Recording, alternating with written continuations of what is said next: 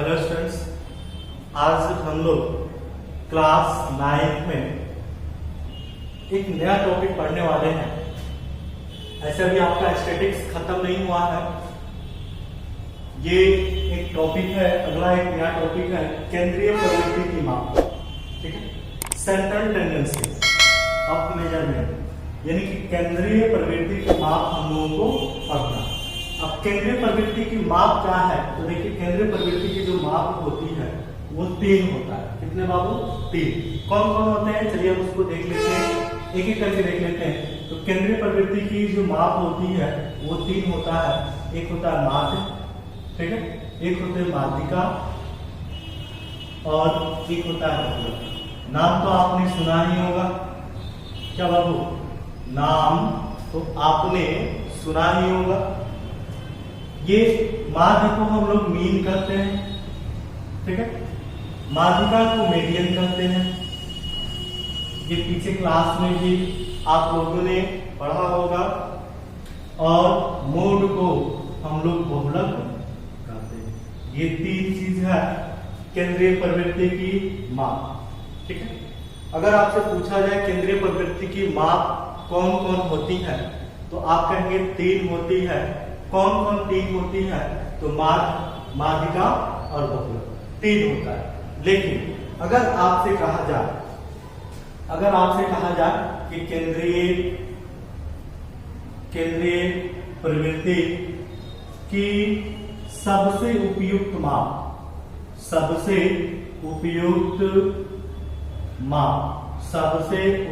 जो माप होता है वो होता है बाबू माप।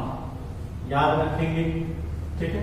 केंद्रीय प्रवृत्ति की जो माप होती है वो 3 होती है, लेकिन सबसे उपयुक्त जो मान होता है, माप जो होता है, मेजरमेंट जो होता है केंद्रीय प्रवृत्ति का, वो सबसे उपयुक्त जो होता है वो होता है क्या? माप। याद रहेगा, समझ रहे हैं ना?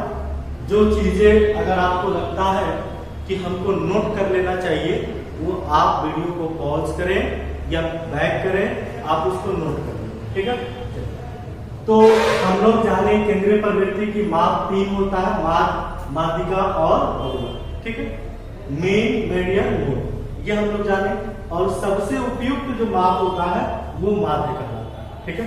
अब हम लोग एक एक करके तीनों के बारे में पढ़ेंगे और तीनों से कुछ क्वेश्चन हम लोग सॉल्व करेंगे, ठीक है। तो चलिए अब हम लोग आगे बढ़ते हैं। तो सबसे पहले हम लोग जानेंगे माध्य क्या होता है। एक एक करके हम लोग तीनों केंद्रीय प्रवृत्ति की जो माप होती है वो 3 होती है। तो तीनों हम लोग एक एक करके पढ़ेंगे और उसको समझेंगे, ठीक है। चलिए अब हम आपको बताते हैं सबसे पहला नंबर पे माध्य। माध्य जो है क्या होता है, माध्य किसे कहते हैं, माध्य से रिलेटेड क्वेश्चंस को हम लोग कैसे सॉल्व करेंगे, ठीक है। चलिए हम आपको बता रहे हैं, देखेंगे कि सबसे फर्स्ट नंबर पे है बाबू माध्य, ठीक है, माध्य, जिसको हम लोग मीन के नाम से जानते हैं। इंग्लिश में हम लोग मीन कहते हैं, ठीक है। माध्य किसे कहते हैं, अब ये हम लोग चलते हैं। तो माध्य क्या होता है समझेंगे, लिख सकते हैं डिफिनेशन इसका, सभी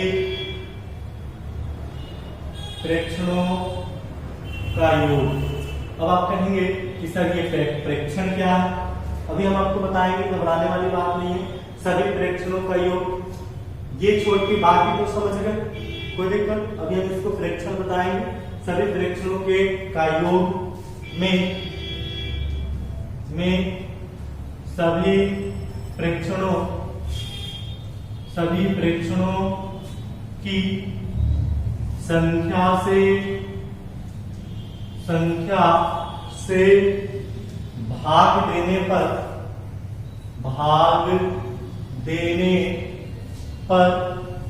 प्राप्त मान को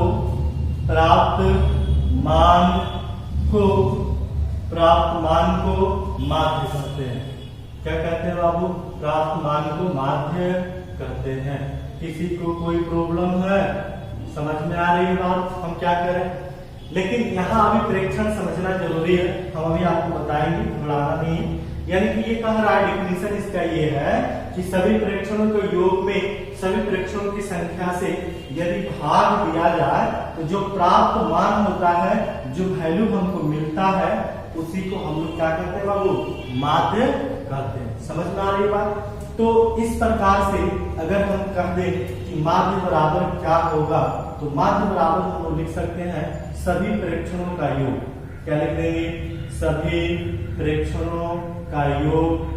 ठीक है, घबराइए नहीं, अभी हम बता रहे हैं, इसके बाद बताने वाले ही हैं प्रेक्षण। सभी प्रेक्षणों का योग बटा सभी प्रेक्षणों की संख्या, सभी प्रेक्षणों की संख्या, यही तो हमारा माध्य है ना बाबू। इसी को हम लोग क्या कहते हैं, माध्य कहते हैं। प्रेक्षण, अब हमको समझना है प्रेक्षण क्या होता है, प्रेक्षण क्या होता है। ठीक है, तो प्रेक्षण करने का मतलब होता है, प्रेक्षण समझ लीजिए, प्रेक्षण जिसको ऑब्जर्वेशन कहते हैं।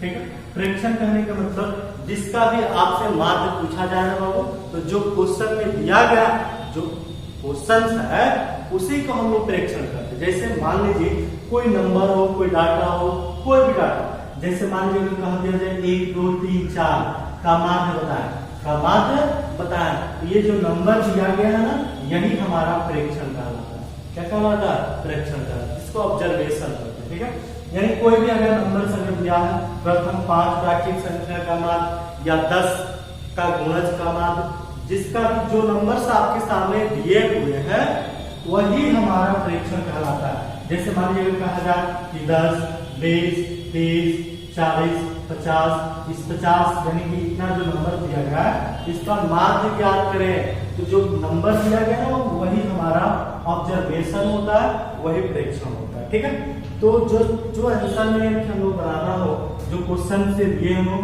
जो वैल्यू जो दिया होता है वही प्रेक्षण का होता है। चलिए इससे हम लोग रिलेटेड कुछ क्वेश्चन देख लेते हैं कि क्वेश्चन हम लोग इसको कैसे सॉल्व करेंगे। ठीक है, ध्यान देखिए एग्जाम्पल क्वेश्चन में, जैसे मान लीजिए पहला नंबर क्वेश्चन कह दिया जाए, क्वेश्चन में प्रेक्षण ऐसे लिखा भी जा सकता है। क्या लिखा जा सकता है वो कह दिया जाए प्रेक्षण। ठीक है, 1 2 3 4 5। ठीक है, का माध्य ज्ञात करें। क्या ज्ञात करें? माध्य ज्ञात करें। समझ में आ रही है बात? कोई दिक्कत, किसी को कोई प्रॉब्लम है? कह रहा है कि प्रेक्षण जो दिया गया है आप उसका माध्य जो है ज्ञात करें। तो कैसे सॉल्व करेंगे बाबू सॉल्यूशन में? तो देखिए हमने आपको बताया कि माध्य, और एक चीज और बता दें कि माध्य को हम लोग ना x डैश से भी इंडिकेट करते हैं, x डैश से इंडिकेट करते हैं, या इसको हम लोग m से भी इंडिकेट करते हैं। ध्यान रखना है कि माध्य को हम लोग x डैश या और है ये m से हम लोग मीन होता है, m से हम लोग इसको इंडिकेट करते हैं। कोई दिक्कत? चलिए, यानी कि माध्य अगर आपको फाइंड करना हो तो हम लोग जानते हैं, क्या जानते हैं बाबू? तो सभी प्रेक्षणों का योग, सभी प्रेक्षणों का योग, यानी कि जो आपके सामने प्रेक्षण दिया है आप उसको सबको क्या करते हैं? ऐड कर दें। किसी को कोई प्रॉब्लम? ऐड कर देंगे ना। क्वेश्चन कह रहा है कि सभी प्रेक्षणों का योग, जो प्रेक्षण दिया है उसको जोड़ दें, योग कर दें। ठीक है, उसके बाद क्वेश्चन कह रहा है सभी प्रेक्षणों की संख्या। अब आप काउंट करिए कितना संख्या, कितना है? 1 2 3 4 5।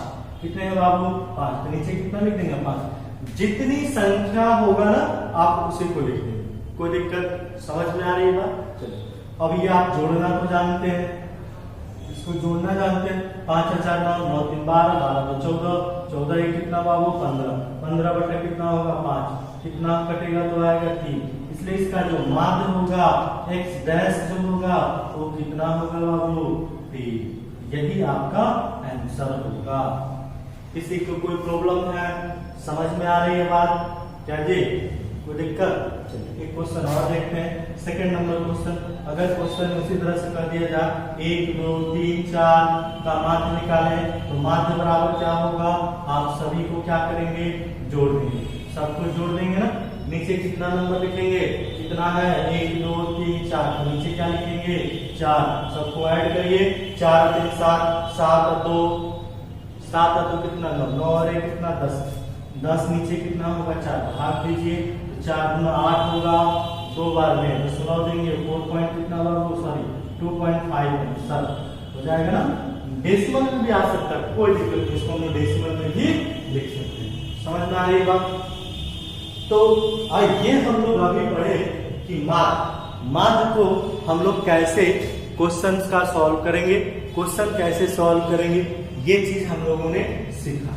ठीक है, तो ये माध्य है, आप इसको नोट कर लें। फिर इसी से रिलेटेड कुछ क्वेश्चन जो है हम आपको और बताते हैं। बशर्ते आपको ये ध्यान में रखना है कि माध्य कैसे निकालते हैं। तो सभी प्रेक्षणों का योग सबको क्या करेंगे, जोड़ेंगे, कुल संख्या से क्या करेंगे बाबू, भाग देंगे। भाग देने के बाद जो वैल्यू प्राप्त होता है वही आपका माध्य कहलाता है। बात समझ में आ रही है? चलिए एक दो क्वेश्चन और हम लोग देखेंगे। ठीक है, आप इसको नोट भी कर लीजिएगा। तो इसी से रिलेटेड हम लोग अभी और माध्य से ही क्वेश्चन देखेंगे। पहले हम लोग माध्य को अच्छी तरीके से समझ लें कि माध्य का क्वेश्चन जो है कैसे हम लोग सॉल्व करेंगे। ठीक है,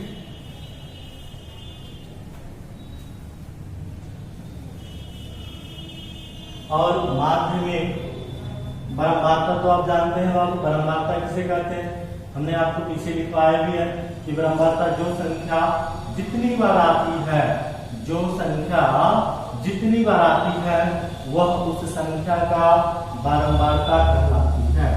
ये बात समझ में आ रही है ना? तो इस प्रकार से हम लोग माध्य ज्ञात करते हैं। चलिए हम लोगों को आगे पढ़ना है, क्या पढ़ना है, तो इसी से रिलेटेड क्वेश्चन अभी देखते हैं। अभी जो है इसी से रिलेटेड क्वेश्चन को सॉल्व करना है। ठीक है,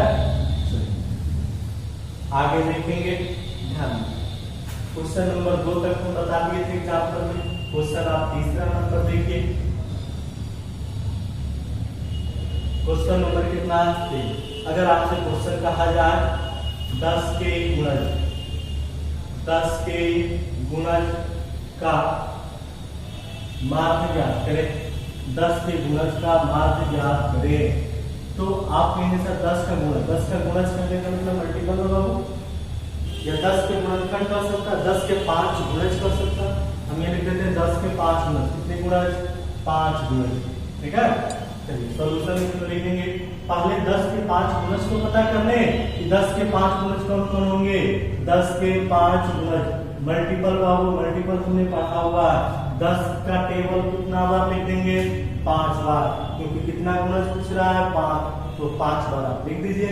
10 का 10, 10 गुना 20, 10 तिया 30, 10 चौका 40, 10 का 50 लिख दिया गया। 5 गुणज हो गया। 5 मल्टीपल होगा आपका, इसका माध्य निकालें। तो माध्य बराबर x डैश बराबर 10 प्लस 20 प्लस कितना बाबू 30 प्लस 40 प्लस कितना 50, नीचे कितने होंगे? कुल संख्या, कुल संख्या कितना है? तो 5 है। समझ में आई बात? सबको आप जोड़ दीजिए, सबको आप जोड़ दीजिएगा तो 150 हो जाएगा, हो जाएगा ना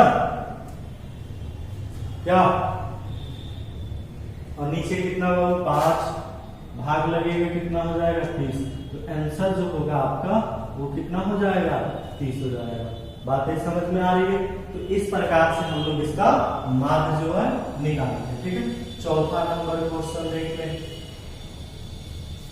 कितना नंबर? चौथा नंबर। या आप इसको नोट कर लें, फिर हम आपको दूसरे टाइप से क्वेश्चन सॉल्व कराते हैं। दूसरे टाइप करने का मतलब होता है एक अवर्गीकृत आंकड़ा और एक वर्गीकृत आंकड़ा का माध्य निकालना। हो गया ना? इस तरीके से हम लोग सॉल्व करेंगे।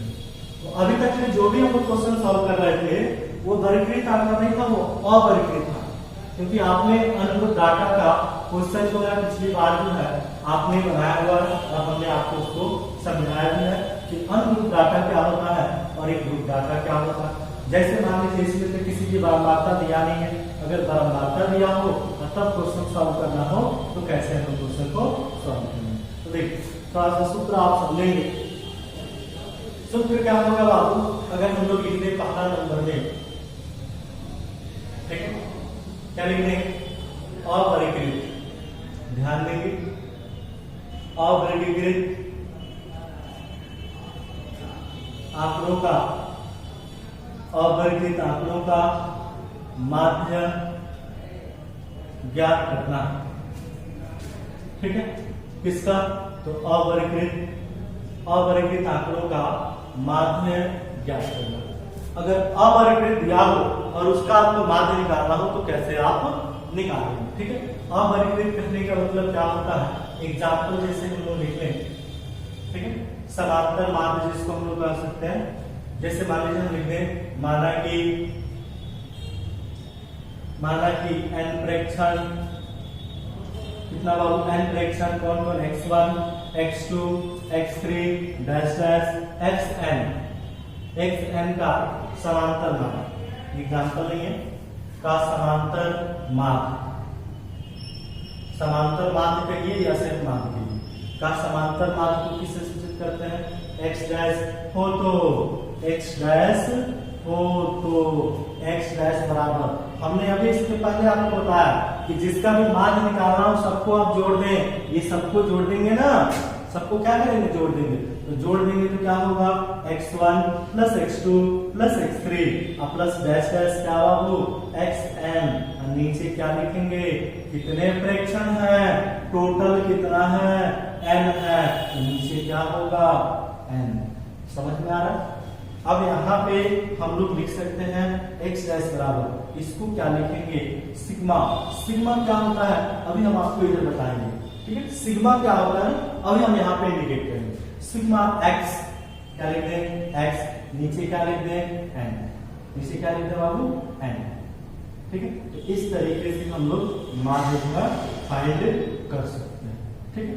चलिए, ये सिग्मा जानना है ना आपको। सिग्मा हम आपको बताते हैं सिग्मा क्या होता है। देखिए, एक होता है सिग्मा नोटिफिकेशन, सिग्मा, ठीक है। क्या होगा? सिग्मा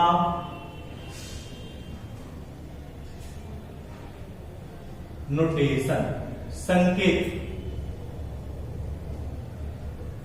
सिग्मा संकेत क्या होता है? तो इस चीज को भी आप समझ लें। सिग्मा संकेत, सिग्मा हम लोगों को यूज होगा माध्य निकालने के लिए। तो सिग्मा संकेत क्या होता है थोड़ा सा आप समझें। जैसे कि अगर हम कह दिया जाए कि अगर कोई नंबर है 1 + 2 + 3 प्लस डैश डैश प्लस ये 10, इसको सिग्मा के रूप में इंडिकेट करना, इसके रूप में सिग्मा के रूप में इंडिकेट करना हो तो आप यहाँ सिग्मा तो लिखेंगे। ये स्टार्ट कहां से बाबू? 1 से ना। कहां से स्टार्ट है? 1 से। तो आप ये ध्यान में रखेंगे जहां से स्टार्ट होता वो नंबर वो सिग्मा के नीचे लिखा जाता है। तो सिग्मा के नीचे क्या लिखेंगे? 1, क्योंकि ये 1 से स्टार्ट है। और कोई नंबर यहाँ पे दे दीजिए, जैसे मान लीजिए हम लिख दें यहाँ पे i = 1, क्या लिखते हैं बाबू? i = 1, ठीक है। अब यहाँ देखिए ये नंबर कहां तक है? 10 तक है। तो जहां तक जो नंबर होता है ना उसको हम ऊपर लिखते हैं, कहां तक लिखेंगे?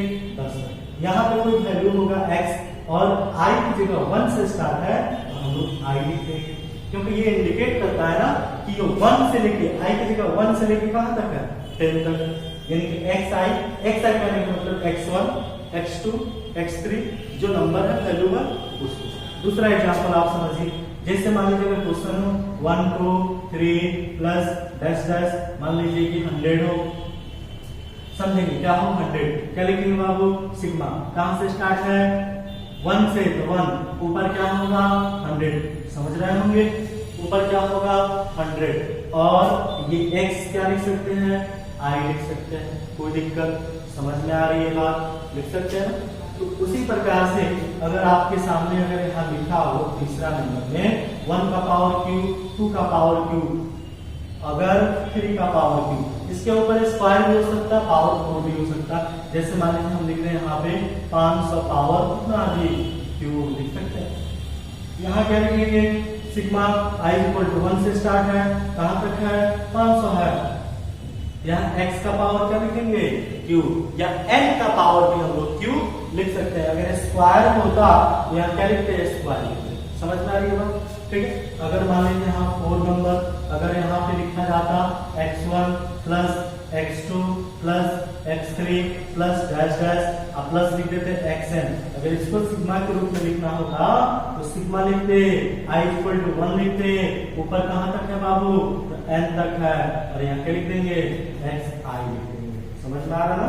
तो देखिए हम लोगों ने यहाँ लिखा गया है, यहाँ आई नहीं लिखे हैं, आई हटा सकते हैं, ऊपर भी हम लोग यहाँ से ये इंडिकेट कर सकते हैं, हटाया जा सकता है। ठीक है, उसी तरीके से अगर मान लीजिए फ्रीक्वेंसी हो, कोई नंबर f1 हो, f2 हो, प्लस f3 हो, प्लस डैश डैश प्लस क्या हो, fn हो, तो सिग्मा i इक्वल टू 1 कहाँ तक है, तो n तक है, तो ये f फ्रीक्वेंसी है तो fi लिख सकते हैं, कोई दिक्कत किसी को? अगर दोनों में लिखा हो, यहाँ समझ ले, यहाँ पे x1 हो, f1 हो, x2 हो, f2 हो, x3 हो, f3 हो। कहने का मतलब ये है कि x1 का बराबरता f1, x2 का बराबरता f2, ठीक है, प्लस डैश डैश क्या हो, xn हो और fn हो। इसको यदि सिग्मा के रूप में लिखना हो कैसे लिखेंगे? पहले सिग्मा लिखेंगे, i इक्वल टू 1 लिखेंगे, कहाँ तक है, n तक है, और यहाँ xi और fi, क्योंकि ये दोनों है ना, इसलिए हम लोग दोनों नोट करेंगे। समझ में आ रही बात? तो आप चाहे तो इसको आप नोट कर सकते हैं। ठीक है, तो ये हमारा सिग्मा नोटिफिकेशन है, ये सिग्मा जो है संकेत है। तो इस प्रकार से हम लोग इसको समझ सकते हैं। ठीक है, सिग्मा संकेत क्या है? ठीक है, ये हमारा अवर्गीकृत आंकड़ों का माप है। इसका है अवर्गीकृत आंकड़ों का माप। बात समझ में आ रही है? चलिए अब देखिए, इसी से इसको मिटा देते हैं, आप इसको नोट कर लेंगे। अब देखिए, इसका एग्जाम्पल जो है हमने आपको इसके पहले 3-4 बता दिया, सबको जोड़ के कुल संख्या से भाग दे देते हैं। तो इसका एग्जाम्पल जो है आप खुद अपने से नोट कर लेंगे, बना लेंगे। जैसे 1, 2, 3 का माध्य बताइए, तो माध्य बराबर सभी का योगफल 1 + 2 + 3, नीचे कितना लिखेंगे बाबू? 3। बातें समझ में आ रही है? सबको जोड़ देंगे, कुल संख्या से भाग दे देंगे, जो आएगा वही हमारा माध्य होगा। तो जोड़ दीजिए, 3 2 5 और 1 कितना? 6, नीचे कितना? 1 कट गया, कितना हो गया? 2। तो माध्य कितना हो गया बाबू? 2। और इसके पहले हम लोग जो भी एग्जाम्पल बताए हुए हैं सब इसी का। ठीक है, अब हम लोग अगला टॉपिक पढ़ेंगे। क्या पढ़ेंगे? और मिटा देते हैं तो क्या हो जाएगा बाबू? वर्गीकृत आंकड़े का माध्य ज्ञात करना। ठीक है, लास्ट टॉपिक ये हम आपको मार्क में बताते हैं। ठीक है, तो आप इसको नोट कर लीजिएगा, वीडियो को पॉज करेंगे और आगे आप इसको नोट करेंगे। ठीक है, चलिए अब हम लोग आगे पढ़ेंगे। अभी तक तो जो भी हम लोग माध्य निकाले उसका बराबरता नहीं दिया हुआ, लेकिन अगर उसकी बराबरता दिया हो तब कैसे माध्य, चलिए देख लेते हैं। उसको हम लोग क्वेश्चन को सॉल्व कर लेते हैं। तो हम लोग का अगला टॉपिक है कि वर्गीकृत आंकड़ों का माध्य जो है कैसे निकाला जाता है। वर्गीकृत आंकड़े का माध्य कैसे निकाला जाता है, यही चीज जो है हम लोगों को पढ़ना है। ठीक है,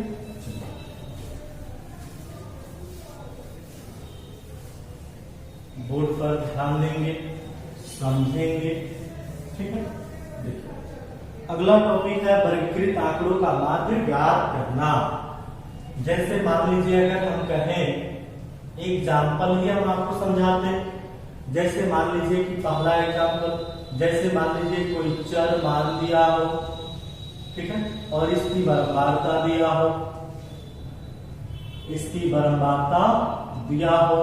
जैसे कि अगर बराबरता है, चर मान है, चर मान को हम लोग x से इंडिकेट करते हैं, बराबरता फ्रीक्वेंसी होता है तो उसे हम लोग f से इंडिकेट करते हैं। बातें समझ में आ रही है? ठीक है, कोई दिक्कत किसी को? चर मान को किससे इंडिकेट करेंगे बाबू? x से, बराबरता को किससे? f से। ठीक है, तो देखिए चर मान जो है हमारा दिया हुआ हो, जैसे मान लेते हैं कि 10, 20, 30, 40, ठीक है, ये 50 दिया। ये चर मान x का जो वैल्यू है वो दिया हो, बराबरता दिया हो, 10 की बराबरता 5 दिया हो, 20 की बराबरता 2 दिया हो, 30 की बराबरता 3 दिया हो, 40 की बराबरता 2 दिया हो। बातें समझ में आ रही है? और 50 का बराबरता जो है 1 दिया। बारंबारता करने का मतलब है 10 कितनी बार आता है, 5 बार। बात समझ में आ रही है ना। 20 कितनी बार आती है, 2 बार। 30 कितना बार आएगा, 3 बार। 40 कितना बार है, 2 बार। 50 कितना बार है, 1 बार। अगर ये बारंबारता दिया हो तब आपसे कहा जाए कि माध्य इसका निकालें। तो कैसे माध्य निकालेंगे, दो चीज तो आपके सामने दिया होगा। अब आप यहाँ क्या करेंगे कि f(x) निकालेंगे। क्या निकालेंगे, f(x).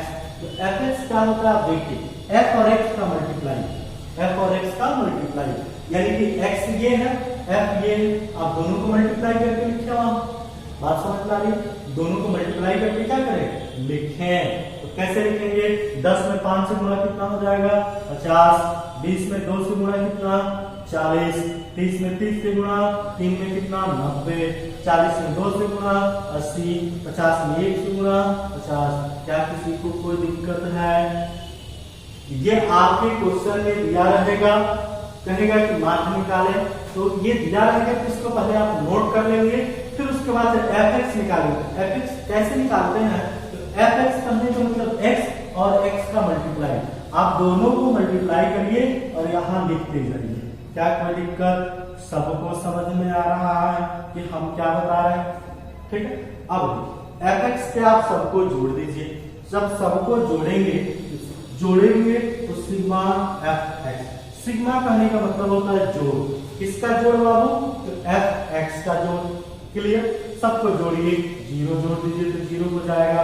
5 या 9, 9 और कितना होगा, 18, 18 26, 26 और 5 कितना जी, 31। कोई दिक्कत, फिर से एक बार जोड़ लीजिए। 8 और 13, 13 और 22, 22 और 4 26, 26 और 5 31। समझ में आया? इसको भी आप जोड़ दीजिए। बारंबारता है ना ये फ्रीक्वेंसी, बारंबारता का कुल योगफल को n से इंडिकेट करते हैं। बारंबारता का कुल योगफल को n से इंडिकेट करते हैं। जोड़िए, 5 2 7, 7 3 10 होगा ना, 10 2 12, 12 और 1 कितना, 13। सही से जोड़ लेंगे, 3 3 6, 6 2 8 5 13। इतना तक समझ में आया। अब आपको निकालना क्या है बाबू, मान। मान बराबर लिखेंगे सिग्मा f(x) बट्टा क्या लिख देंगे, n। यही आपका फॉर्मूला होता है और इसी पर आपको बनाना है। तो सिग्मा f(x) का मान बताइए कितना दिया है, 310 दिया है। सिग्मा f(x) देखिए 300 कितना 10, n का वैल्यू कितना है, 13 है। तो नीचे आप क्या लिखेंगे, 13। समझ में आ रही बात। और 13 से भाग देंगे, डेसिमल में आएगा तो डेसिमल में लिखेंगे, किसी चीज में आएगा। जो भाग दीजिएगा, जो आएगा वही आपका आंसर कहलाएगा। बातें समझ में आ रही है ना, कोई दिक्कत किसी को? तो इस तरीके से हम लोग वर्गीकृत आंकड़े का मान ज्ञात करते हैं। बातें समझ में आई? ठीक है। तो ये हमारा वर्गीकृत आंकड़े का मान हुआ। ठीक है, चलिए आप इसको नोट कर लेंगे। तब तक के लिए धन्यवाद।